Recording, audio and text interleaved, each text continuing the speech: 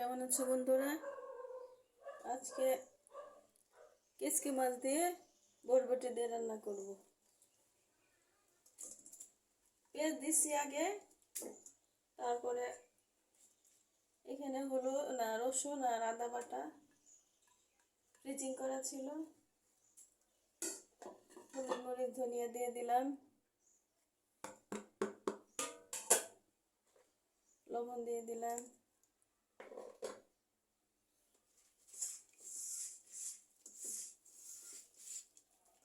কেচকি মাছের তরকারি কিন্তু খেতে ভালো লাগে, মাখিয়ে রান্না করলে আরো বেশি ভালো লাগে।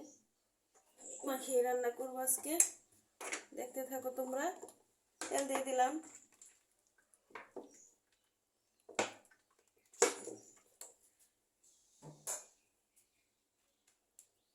এই যে এখানে বরবটি আর পটল আছে, কেটে আগে ধুয়ে রেখেছি, এখন মাখিয়ে নিব।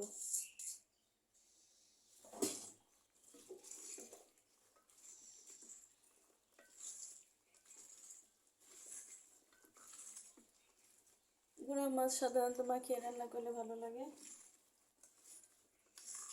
হালকা ঝোল দিয়ে মাখা মাখা করে। এখানে আগে বন্ধুরা কাঁচামরিচ কাটা দিয়ে দিছি, বরবটির সাথে কাঁচামরিচও কেটে দিছি।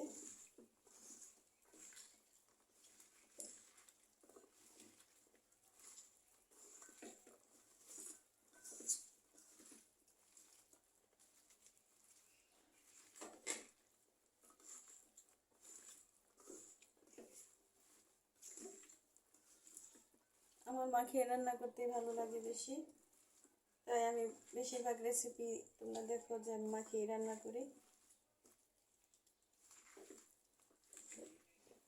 তাড়াতাড়ি হয়ে যায় মাখিয়ে রান্না করলে।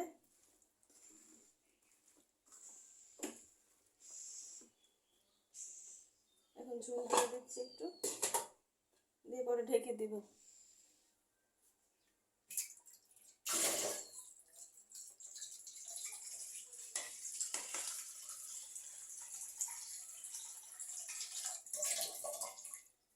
চুলাটা জ্বালিয়ে দিলাম, হাত ধোয়া পানি এখানে দিয়ে দিলাম, বেশি ঝোল দিব না, তরকারিটা মাখো মাখো হবে আর কি। ঢেকে দিলাম, হতে থাক।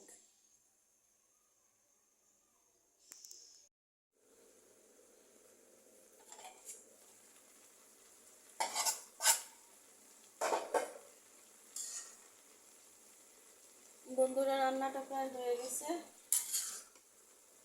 আর একটু পরে নামিয়ে নেব।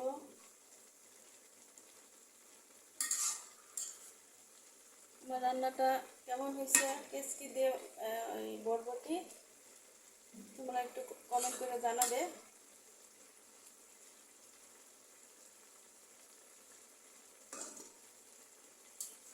আর টান দিয়ে দিব, একটু টক টক লাগলে ভালো লাগবে, বেশি আম দিলে আবার বেশি টক হয়ে যাবে। একটু আম দিব আর কি উপর দিয়ে।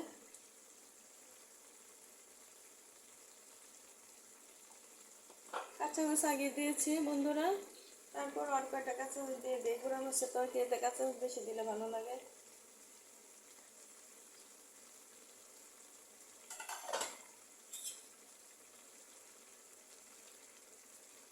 আর একটু শুকিয়ে গেলে নামিয়ে নিব। এভাবে তোমরা রান্না করে খেতে পারো, আমি জানি তোমরা এভাবে রান্না করে খাও, তারপরে দেখতে পারো রান্না করে কেমন লাগে।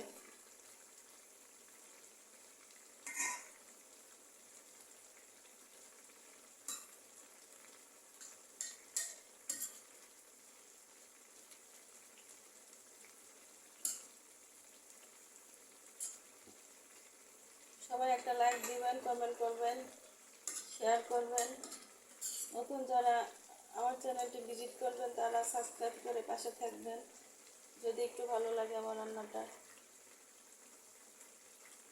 আর একটু ঢেকে দিব, তারপরে নামিয়ে নেব। আর একটু ঢেকে দিই।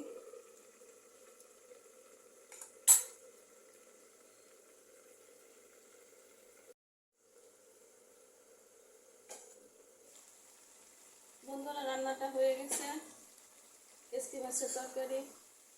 সবাই এভাবে আমাদের পাশে থাকবেন, আমরাও সবার পাশে থাকবো ইনশাল্লাহ।